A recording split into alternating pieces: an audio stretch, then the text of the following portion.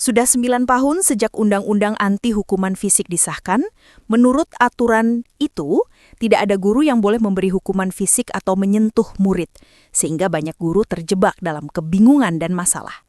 Sekalipun seorang murid melakukan kesalahan berat, sekolah tidak bisa bertindak. Petugas keamanan sekolah tahu betul bagaimana memanfaatkan aturan itu untuk keuntungan mereka.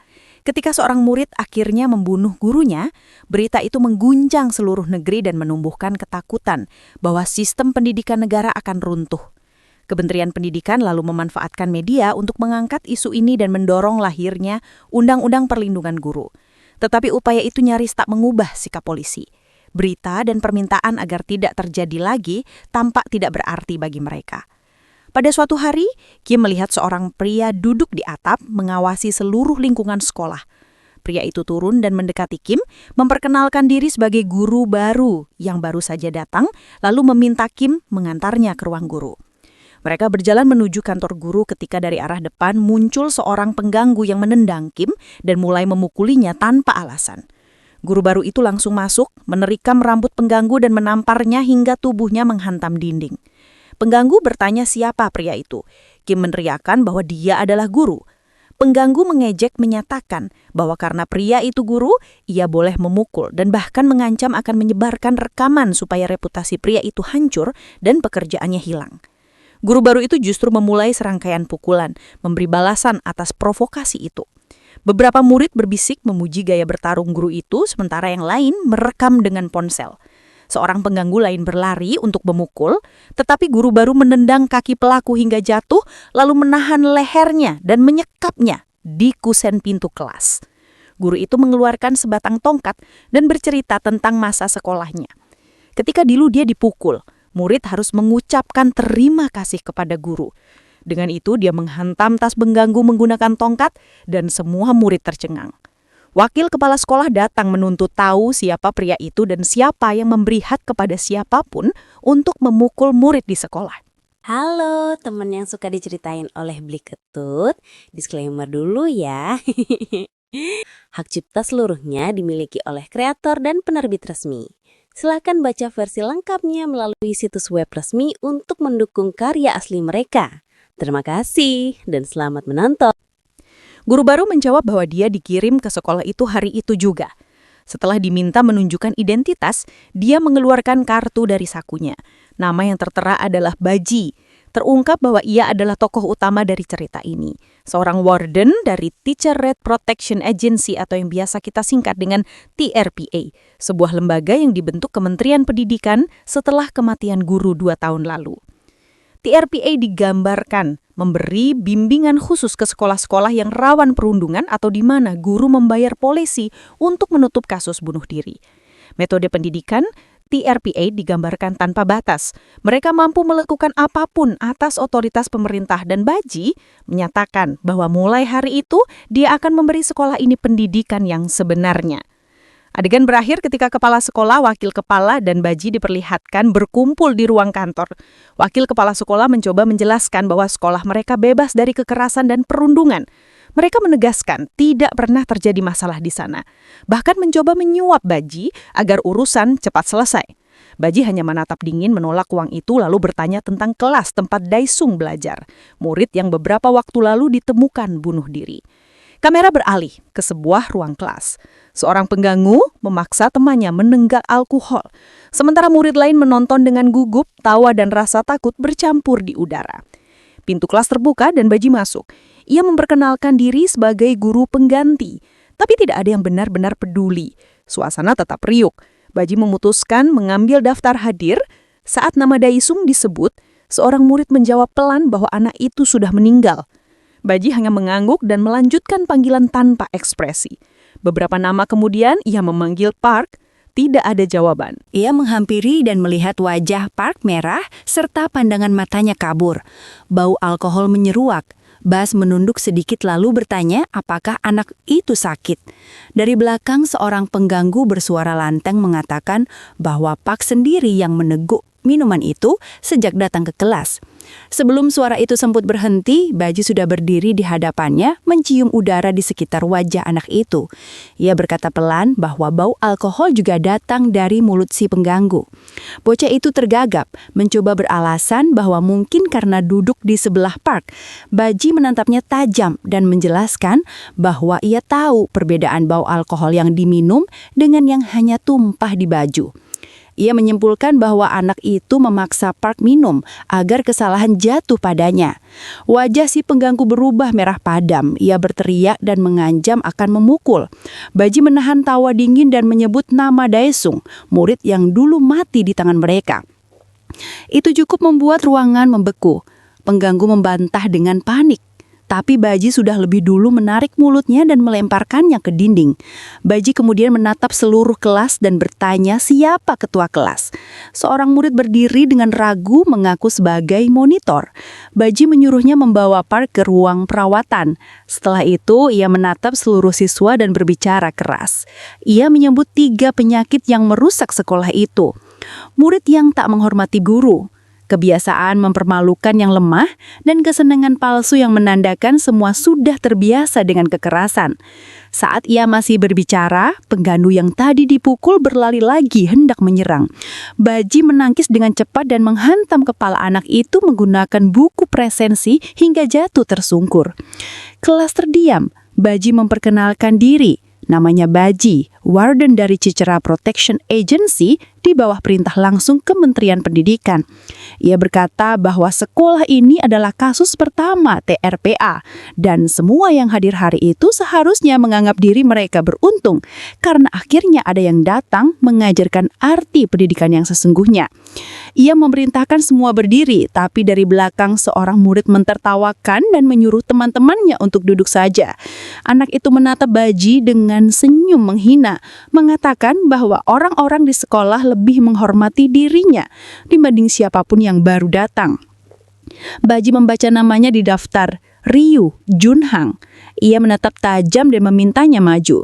Tetapi anak itu malah menantang Balit agar Baji sendiri yang mendekati jika berani.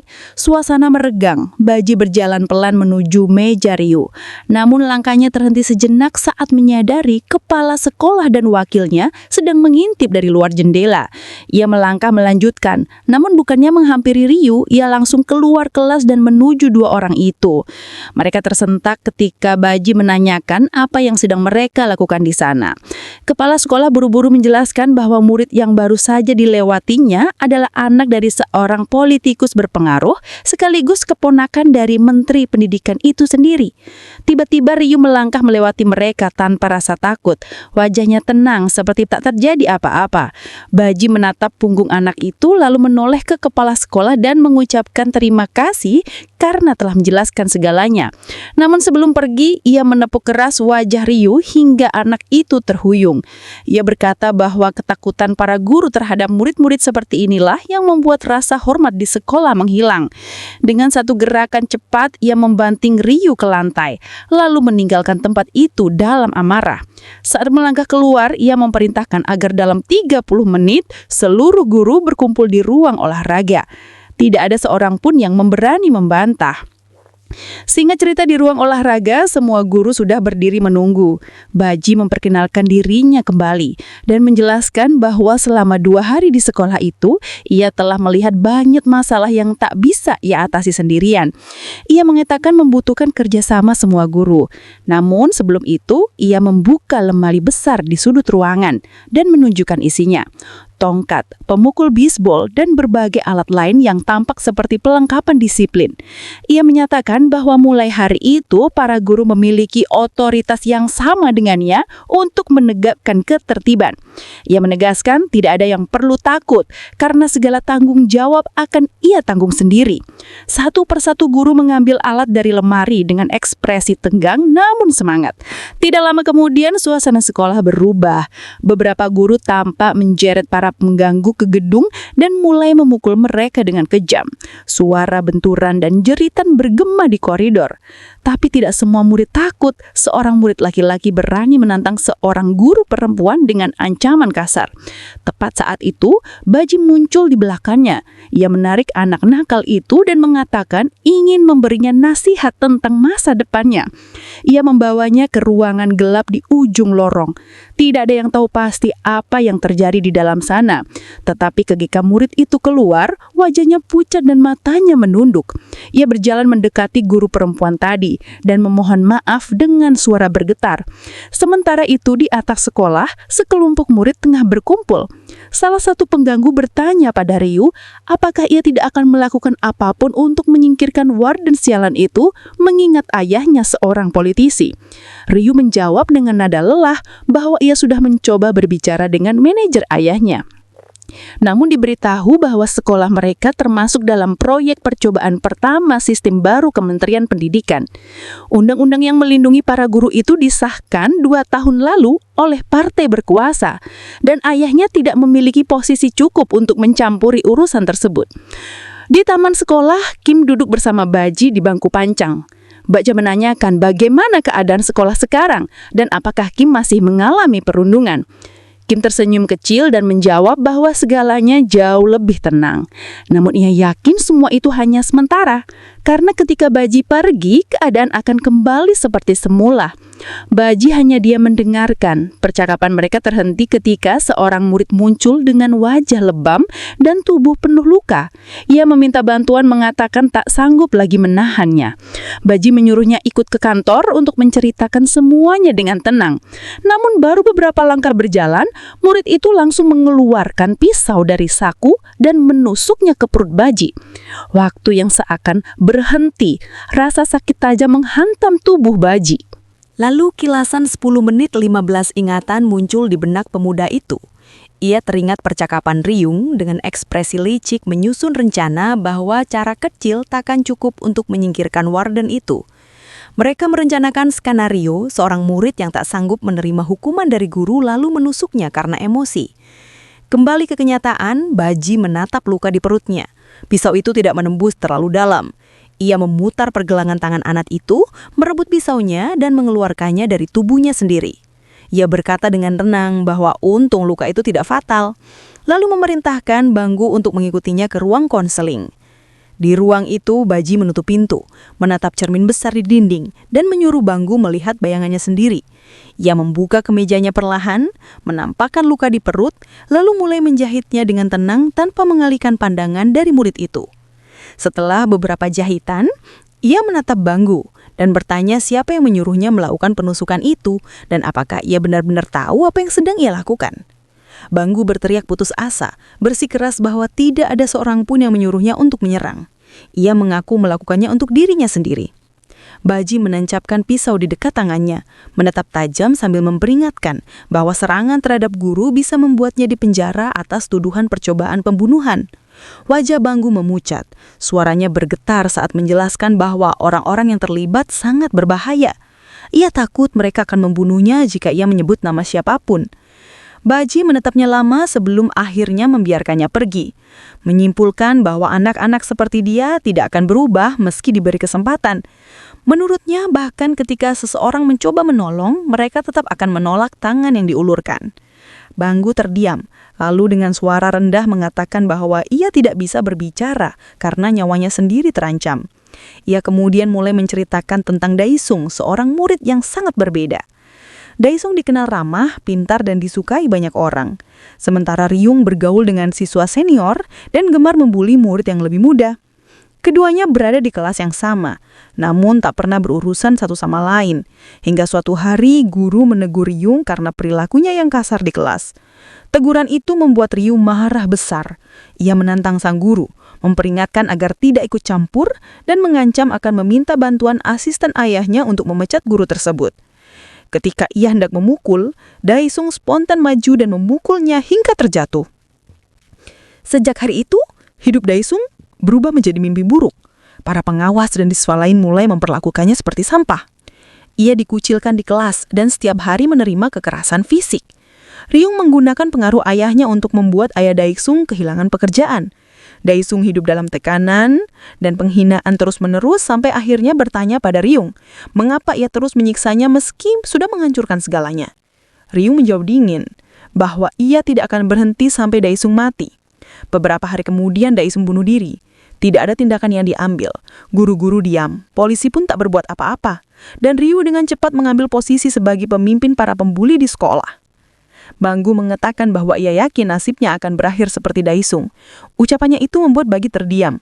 Matanya terasa berat, tubuhnya lelah. Ia tertidur tanpa sadar membuat Banggu kesal melihat sikap acuhnya. Guru itu kemudian berkata dengan nada tenang bahwa Banggu hanya takut pada satu hal. Seorang siswa tingkat 2 yang lebih kuat daripadanya. Ia menunjukkan sesuatu di ponselnya, meminta Banggu untuk membiarkan mereka bersenang-senang terlebih dahulu lalu meninggalkannya di sana. Tidak lama setelah itu, Ryung dan teman-temannya terlihat berbicara di atap sekolah. Mereka mengejek Banggu karena gagal melaksanakan rencana. Menurut mereka, anak itu memang tidak berguna sejak awal. Saat suasana semakin panas, Bagi ternyata muncul bersama Banggu.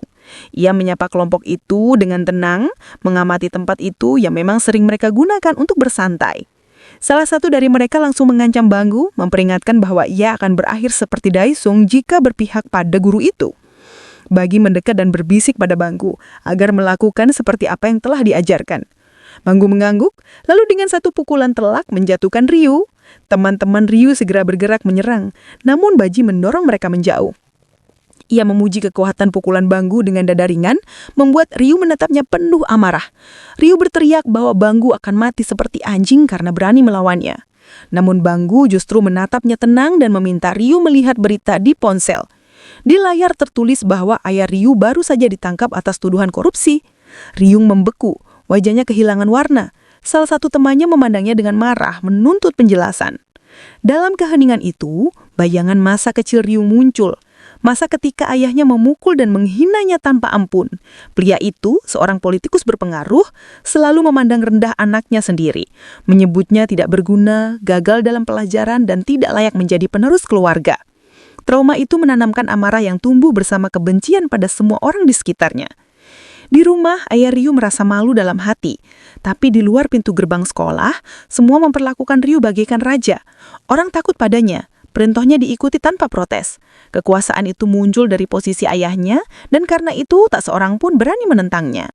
Ryu menikmati semua itu, sampai hari ketika bully dan penyiksaan yang dilancarkannya menyebabkan seorang murid tewas. Ketakutan muncul. Ryu khawatir kejadian itu terbawa sampai ke ayahnya. Tetapi saat dipanggil ke ruang konseling, ia menemukan bahwa petugas polisi mengharti reputasi ayahnya, sehingga tidak ada tuntutan serius yang dikenakan. Kabar itu membuatnya lega. Lalu semakin menganggap dirinya penguasa sekolah. Realitas berubah ketika ayahnya ditangkap atas tuduhan korupsi. Ryu yang awalnya sombong tak lagi punya pengaruh. Satu peringatan dari mantan teman di kepolisian membuatnya sadar bahwa kekuatannya semata sandaran nama besar ayahnya, dan kini ayahnya sedang dipenjara. Arogansi itu berubah menjadi kemarahan. Ryu mengancam akan membalas setelah ayahnya bebas. Cemoohan dari teman-temannya menyertai wajahnya saat berita penahanan ayahnya muncul di layar ponsel. Salah satu temannya meludahi wajah Ryu dan pergi meninggalkannya terpukul di rumah. Bukti rekaman yang menunjukkan Ryu memukul guru muncul di televisi dan menjadi penyebab kematian murid lain sehingga wartawan bergerumun di depan rumah. Ayahnya yang berusaha menutupi semuanya menyuruh asisten menutup pintu dan melampiaskan kekerasan kepada Ryu. Pukulan demi pukulan mempertegas bahwa di balik nama besar ada kehancuran. Kejiwaan Ryu runtuh, ia pulang kehilangan pegangan, lalu kembali ke sekolah dengan niat membalas kebencian yang menumpuk. Ia memecahkan jendela dan membawa bensin ke dalam kelas, menumpahkannya di lantai dengan satu tujuan, yaitu membakar sekolah. Dalam menumpahkan bensin, pikirannya hanya diisi kata-kata untuk membunuh semua yang pernah menyingkirkannya. Namun, tindakan itu terlihat oleh seorang pria yang kemudian menendangnya hingga terjatuh. Ternyata itu adalah Baji. Baji menilai Ryu masih anak-anak dan mencoba menghentikannya. Ryu panik karena sekujur tubuhnya sudah disiram bensin, dan korek api ada di tangan Baji, sehingga nyala api sempat menyala ketika korek dilepas. Api cepat merayap karena ruangan penuh bahan mudah terbakar itu, dan pintu-pintu menuju jalan ditutup, membuat Ryu terperangkap dan ketakutan. Di tengah kepanikan itu, Ryu tersungkur, menangis, dan memohon ampun meminta diselamatkan. Baji segera mengambil alat pemadam kebakaran dan menyingkirkan api yang berkobar, bekerja cepat sampai bara padam. Setelah api padam, Baji berdiri di antara sisa asap, menegaskan pada Ryu bahwa apa yang terjadi ini bukanlah adegan film. Ini kenyataan dan konsekuensinya nyata. Ia berharap kejadian itu membuka mata Ryu tentang batas antara kemarahan dan kehancuran, bahwa kekerasan yang dipentaskan demi kekuasaan hanya meninggalkan kehancuran dan penyesalan. Api yang menyala di tubuh Ryu merambat lambat karena bensin, dan Baji menatapnya tanpa emosi. Ia berbicara dengan nada tenang, mengatakan bahwa kebenaran tidak diukur dari apa yang diucapkan, tapi dari tindakan yang sudah dilakukan. Ia tahu Ryu berusaha kabur karena menyadari nyala api tidak cepat membesar. Namun yang ingin ditekankan adalah akibat dari semua perbuatan itu. Ia bertanya, apakah Ryu tahu nasib orang-orang yang pernah ia siksa? Keluarganya yang hancur, dan berapa banyak yang hidup yang rusak karena ulahnya. Ia menuntut Ryu untuk bertanggung jawab, menegaskan bahwa hanya dengan menerima semua itu, seorang benar-benar memahami arti pendidikan. Baji menorong tubuh Ryu ke dinding, menyuruhnya menyimpan semua penyesalan dalam hati dan mengatakan bahwa sisa 19 hari hidupnya harus dijalani dengan menanggung akibat itu. Setelah mendengar semuanya, Ryu menangis di tempat seolah baru benar-benar mengerti kesalahan yang selama ini ia abaikan. Keesokan harinya, berita menampilkan Baji sedang menceritakan apa yang terjadi di sekolah. Ia mengungkap semua kejahatan Ryu dan membuat kasus itu terbuka ke publik. Polisi menangkap Ryu bersama teman-temannya yang terlibat dalam kematian Daesel. Ayah Ryu dikeluarkan dari partai politiknya, sementara beberapa pejabat yang gagal menangani kasus itu mengumumkan pengunduran diri. Nama Baji menjadi sorotan nasional, metode pengajarnya dibicarakan di berbagai acara, diserang oleh sebagian orang dan dipuji oleh yang lain.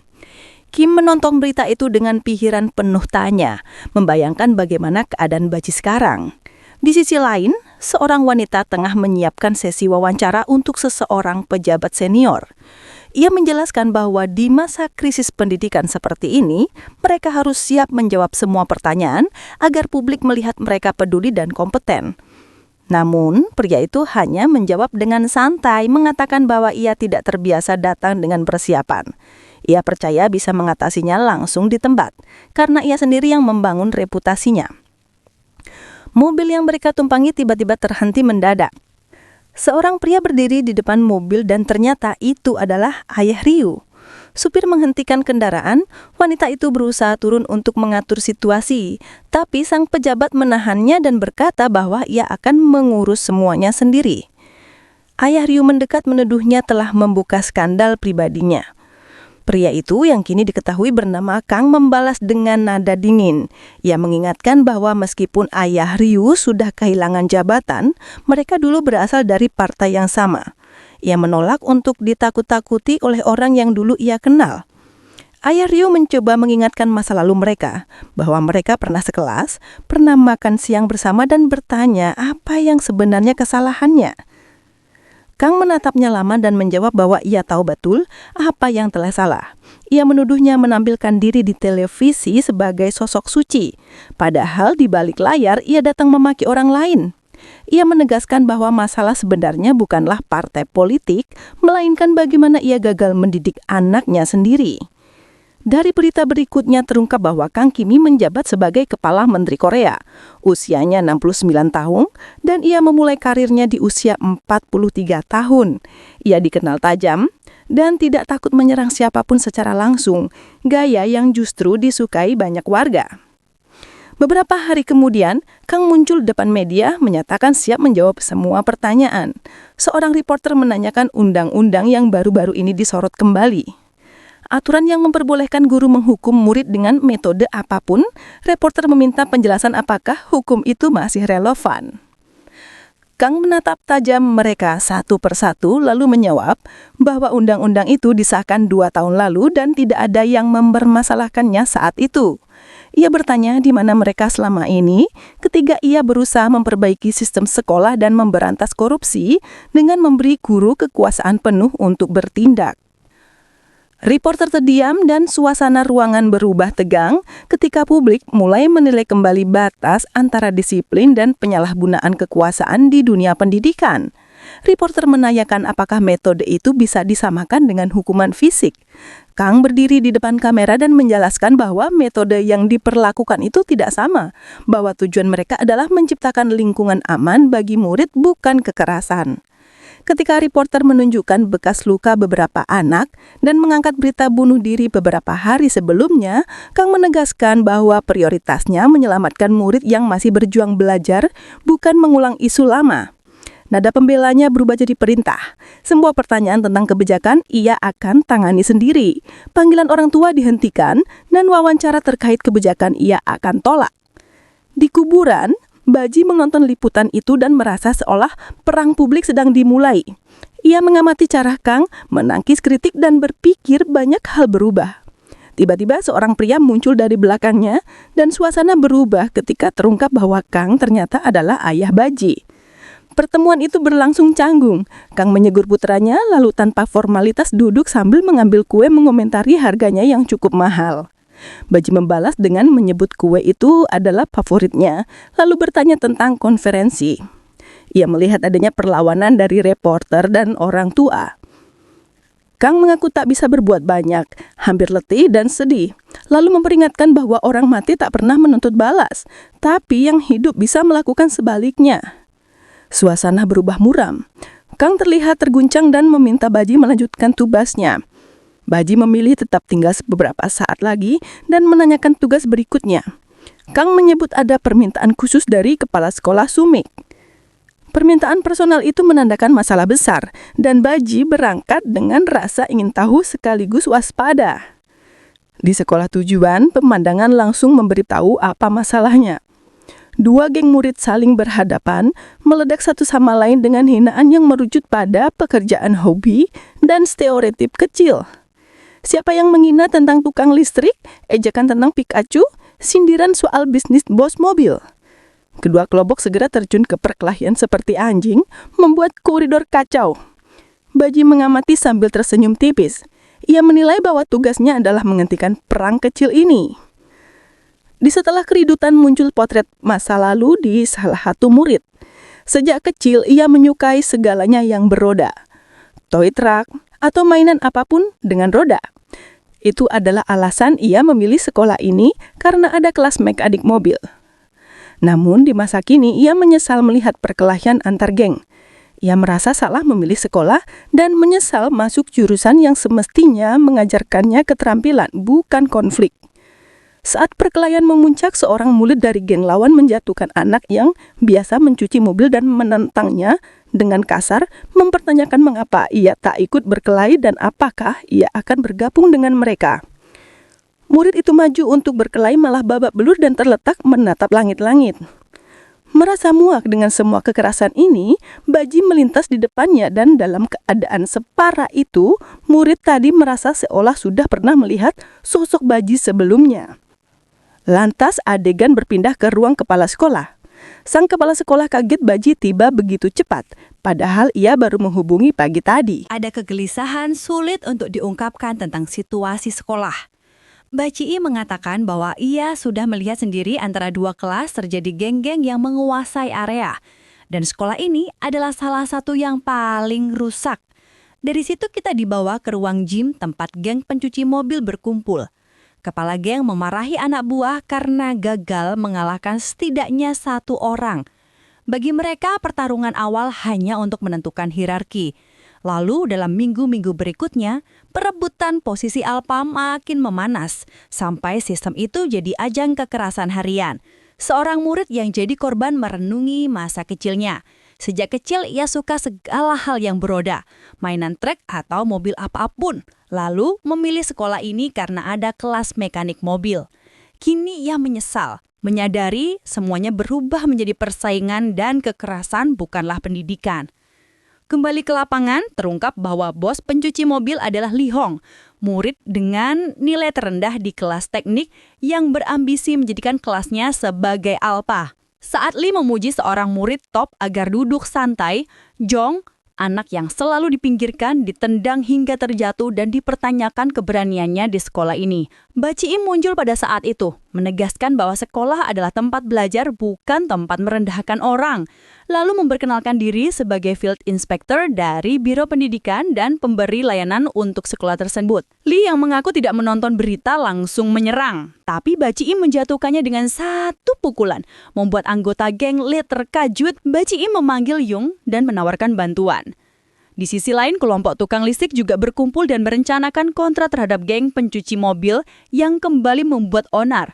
Kepala mereka menyebut nama Alpa lawan dan menyiapkan strategi.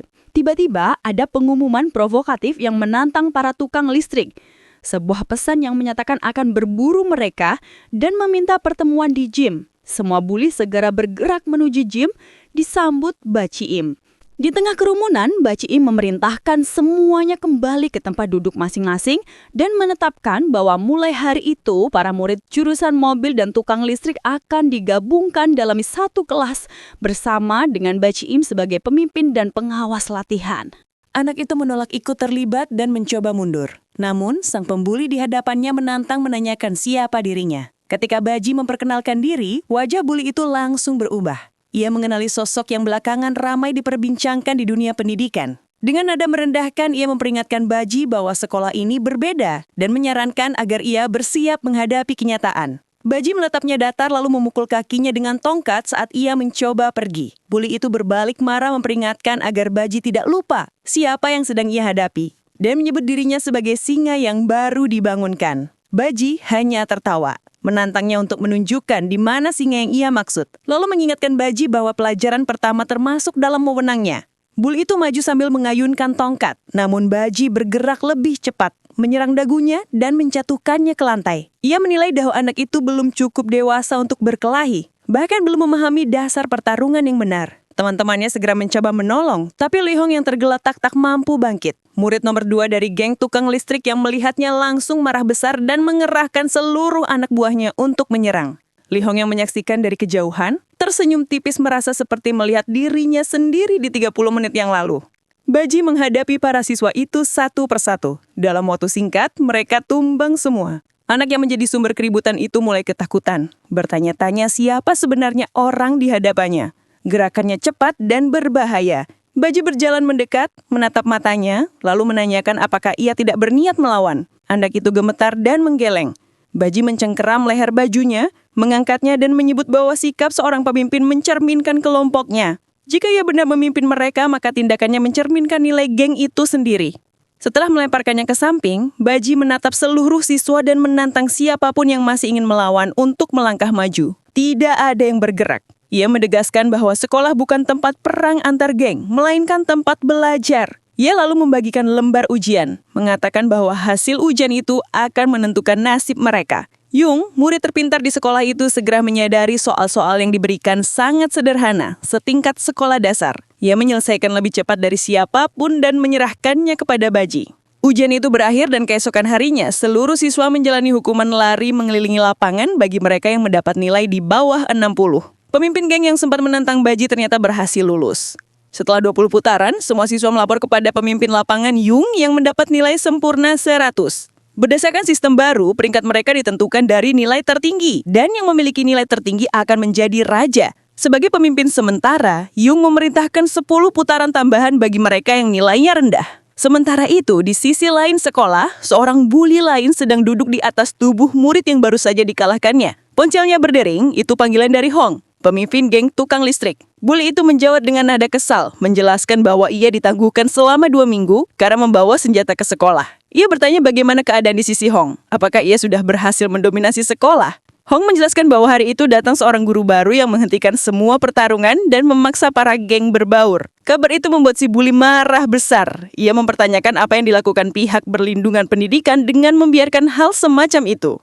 Namanya adalah Kang, siswa tahun ketiga dari jurusan kelistrikan sekaligus pemimpin utama geng mereka. Beberapa waktu lalu, ia muncul dengan kekuatan besar yang mendadak, babak baru. Kini semua murid dari jurusan mekanik mobil dan kelistrikan digabungkan dalam satu kelas tanpa pertarungan. Sistem baru diterapkan, makanan dibagikan sesuai nilai akademik. Siapa yang mendapat nilai tinggi akan makan lebih baik, sedangkan yang nilainya rendah hanya mendapat sisa seadanya. Suasana di sekolah berubah. Para siswa berprestasi mulai tersenyum puas, sementara yang lain terdiam dengan wajah muram, menahan rasa frustasi di balik aturan baru yang mulai menekan mereka. Yung bosan makan daging terus-menerus, tetapi hari itu ia duduk layaknya raja dan menikmati makanan seimbang dengan tenang. Pemandangan itu memancing murid berperingkat rendah. Ia marah melemparkan piringnya ke lantai. Baji muncul dan mencegah suasana, lalu sang buli menyinggung pemberontakan tahun 1982. Reaksi Baji cepat dan tanpa basa-basi, dalam hitungan detik semua buli tergeletak. Jelas bahwa Baji mampu melumpuhkan mereka satu persatu. Ia menganggap tindakannya sebagai bentuk disiplin yang keras tapi penuh kendali sambil berkomentar bahwa ia memukul mereka dengan kasih sayang. Adegan bergeser ke YWN An lagi memukul Yong karena Yong kini dipandang sebagai raja. Ili menganggap posisi Yong kelewatan tinggi dan mengejeknya. Menyatakan bahwa begitu Yong keluar kampus, namanya akan muncul di berita. Baju mengingatkan bahwa siapapun yang berani mengangkat tangan pada raja akan mendapat hukuman berat. Setelah itu, Baju menyuruh semua yang bersalah berbaris dan satu persatu mereka meminta maaf kepada Yong atas perilaku mereka. Yong kemudian menegaskan aturan baru. Perlakuan yang diterima siswa tergantung pada nilai yang dicapai. Baji memuji perubahan Yong, mengatakan ia mulai cocok dengan perannya dan bahkan menilai Yong punya potensi jadi politisi. Sementara di dalam diri Yong, rasa takut mengintai. Ia bertanya apakah bisa mundur dari posisi raja karena khawatir akan dibunuh jika pergi. Baji menenangkan, mengatakan tidak perlu takut bahwa ini adalah masa hidupnya. Dan ketika ia pergi, sekolah akan jauh lebih baik. Yong tidak yakin, masih meragukan efektivitas aturan baru dan siapa yang sebenarnya membuat peraturan itu. Di gerbang sekolah, suasana lain sedang memanas. Pemimpin geng tukang listrik yang bernama Kang Waniak memberitahu Lee bahwa masa suspensinya berakhir hari itu dan ia akan kembali. Waniak tiba dengan memecahkan gebuk pintu, mau berkenalkan diri sebagai siswa tahun ketiga dan menyatakan kembalinya dirinya ke sekolah. Yung yang mendengar gosip bahwa di balik kerusuhan ada perannya terlihat gelisah. Yang mendegur Waniak karena terlambat datang di hari pertama dan menuduhnya berada di balik sejumlah masalah. Sebagai hukuman, Banji menyuruhnya berdiri dan melempar palu pertama. Waniak merespon dengan sikap penyindir, mengaku lebih suka tidur dan lalu menyerang Baji. Baji memblokir serangan itu dengan tenang dan Waniak terkejut mengetahui ada lawan yang bisa menahan serangannya. Baji siap mempertaruhkan pelajaran yang menarik, menantang siapapun yang tak mau tunduk. Waniak memperingatkan bahwa jika Baji kalah, ia akan keluar sekolah. Tapi Baji hanya mentertawakan kemungkinan itu. Bahkan bilang ia sendiri akan pergi karena malu bila kalah. Waniak kemudian menyerang Baji. Baji menghindar dan membalas dengan satu pukulan ke wajah Waniak. Namun situasi berubah drastis ketika Waniak dalam satu gerakan meraih kepala Baji. Waniak dulu dikenal sebagai siswa yang luar biasa tangguh. Salah satu anak tukang listrik bercerita bahwa pertama kali ia melihat Waniak bertarung, ia langsung tahu bahwa anak itu akan menjadi legenda baru di sekolah. Dalam waktu singkat, Waniak mengalahkan semua siswa tahun ketiga dan kedua membuat namanya mencebar tepat di seluruh wilayah. Dalam kelas balik, tampak masa ketika Waniak hendak meninggalkan sekolah. Lalu sekelompok siswa dari sekolah lain mengejeknya. Mereka mengatakan bahwa sekolah Waniak kini dikuasai oleh murid tahun pertama. Ucapan itu ia dengar jelas dan ia menjawab bukan dengan kata-kata, melainkan dengan tindakan. Ia mengalahkan semua preman jalanan yang berani menentangnya dan menguasai seluruh area tempat mereka beroperasi.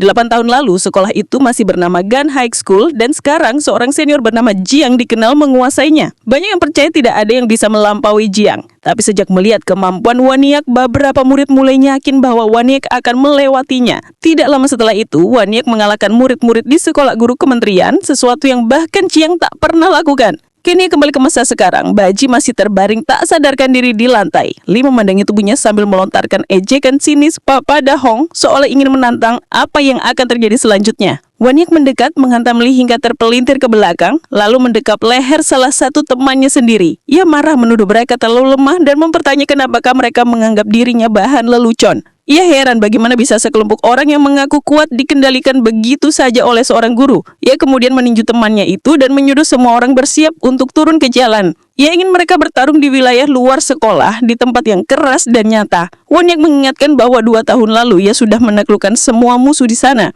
Namun kini rasa takut orang-orang terhadapnya telah menghilang. Ia menegaskan bahwa mereka harus mengembalikan ketakutan itu dan menunjukkan kembali posisi mereka. Ia juga menyebut tentang legenda lama yang dibentuk di 8 tahun silam oleh para senior, tim yang dulu disebut legenda Gan. Menurutnya sudah saatnya tim itu dihancurkan dan digantikan oleh tim baru yang lebih kuat dan ambisius. Baji yang mendengar semua itu tiba-tiba tertawa keras seolah tidak bisa menahan dirinya. Ia mengajak ide Waniak dan mengatakan bahwa setelah menaklukkan satu wilayah, mereka malah akan mempermalukan diri sendiri dengan menyebut diri mereka legenda. Masih sambil tertawa, ia meniatkan kembali hukum ketiga Newton bahwa setiap aksi selalu memiliki reaksi yang sama besar, namun berlawanan arah. Ia berkata bahwa hukum itu berlaku bukan hanya di fisika, tetapi di seluruh dunia. Ia memperingatkan bahwa siapapun yang bermain dengan uang suatu hari akan dihancurkan oleh uangnya sendiri. Dan siapapun yang bermain dengan kekuasaan pada akhirnya akan dihancurkan oleh kekuasaan itu juga. Menurutnya itulah hukum pendidikan sejati. Setelah menenangkan diri, Baji mendekati Waniak dan memeriksa tubuhnya. Ia mengatakan bahwa tulang rusuk Waniak sudah retak. Artinya, ia tak akan bisa bertarung selama 2 atau 3 minggu ke depan. Ia kemudian menunjuk salah satu siswa dan berkata bahwa mulai hari itu, siswa itu akan menjadi pelayan pribadi Nyong. Setelah itu, Baji menatap Waniak dan berkata bahwa kini saatnya Waniak merasakan sendiri bagaimana rasanya menjadi murid berperingkat rendah. Tidak lama setelah itu, beberapa murid dari sekolah lain mulai menyusun rencana untuk menjatuhkan Waniak. Di antara mereka ada seorang siswa dari SMA Soran yang 2 hari lalu sempat dihajar habis-habisan oleh Waniak hingga nyaris tak sadarkan diri. Kini mereka berniat untuk membalas dendam. Sementara itu di sisi lain sekolah, Yung memperhatikan Waniak dari kejauhan. Ia merasa setiap hari selalu ada sesuatu yang baru saja terjadi di sekelilingnya. Waniak yang dulu menindas semua orang, kini justru terlihat melajani, bahkan menawarkan air kepada Nyong dengan wajah datar. Bagi Nyong, pemandangan itu terasa aneh. Murid terbaik sekolah yang dulu disegani dan mengatur segalanya dengan mudah, kini bekerja seperti pelayan bagi orang yang dulu ia rendahkan. Nyong teringat awal mula perubahan itu. Di awal Waniak selalu membantah, tak mau mendengarkan perintah dan sering menghina. Setiap kali ia berbicara, kata-katanya selalu membuat Nyong waras yang dipermalukan. Tetapi keadaan berubah ketika Baji datang dan menegurnya karena berani berbicara seperti itu kepada sang raja.